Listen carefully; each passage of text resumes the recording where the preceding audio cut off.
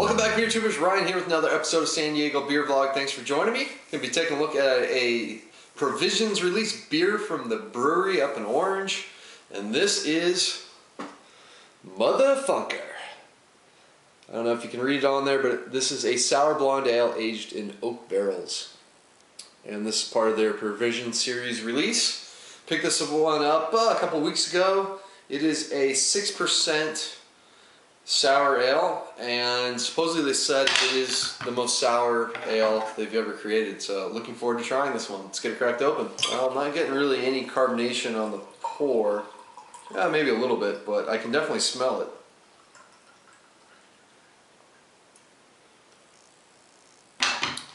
Yeah, definitely getting some smells over here. Yeah, I mean, there's carbonation. It just didn't pour out with a lot. You know, with sours, if you're going either traditional lambics or not carbonated, and then if you're doing like a goose style, then usually they are carbonated because they blend in young goose that's not finished fermenting.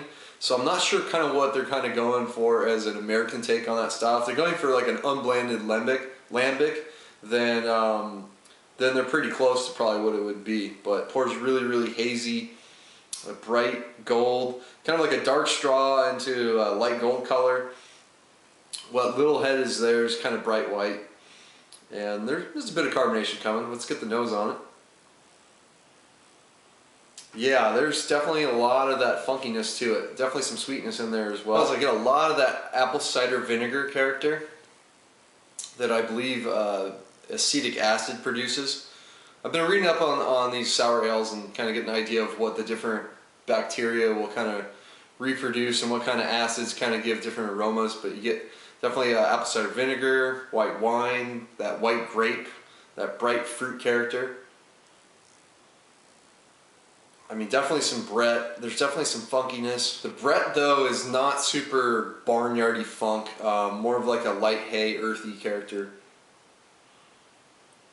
Some sweetness. Definitely get some of that wheat character coming through. Sweeter, like overripened pear. Those kind of light stone fruits are on the nose. So let's give this a try. Cheers.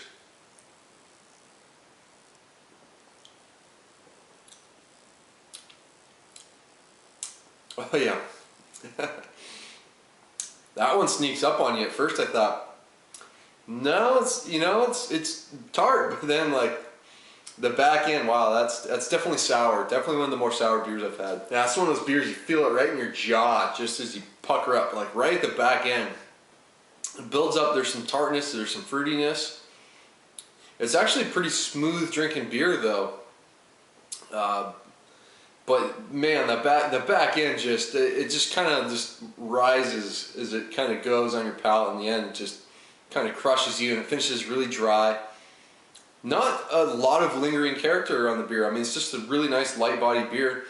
Doesn't hang around too well, but man, when it hits you with sourness at the end. So flavor wise, without kind of this ramping sour character that's over it, you don't pick up an overwhelming like barnyard funkiness like from the Brett.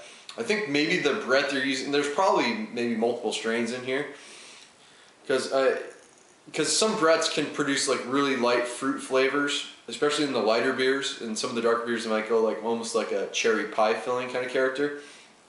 This one I get like a lot of like lemon zest, definitely a lot of that kind of puckering, especially on the back end, almost like you're biting into a lemon.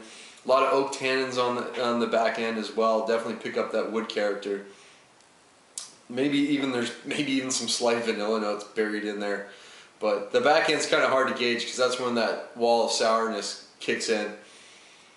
But kind of like I was saying with the white, you get that white wine grape, ripened kind of pear notes on there.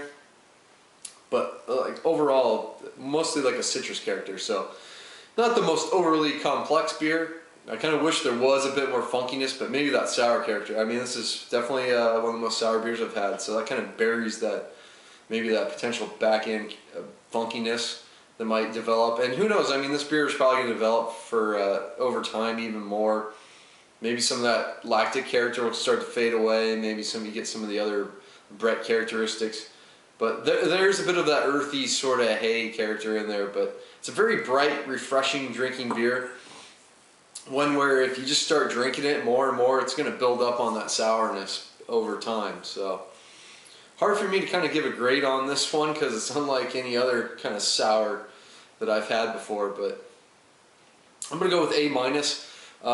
I'm really enjoying it. I mean, if you're a sour head, this is one you're going to love because it's just going to just pucker up and get your jaws is going big time with it. But I wish it had a little bit more complexity. I wish it was funkier with a name like that. But really nice. Really glad to get this one from the brewery. So check it out if you can get it either at their shop or find someone to trade it for. So that's going to wrap it up. Until next time, please comment, subscribe. Cheers.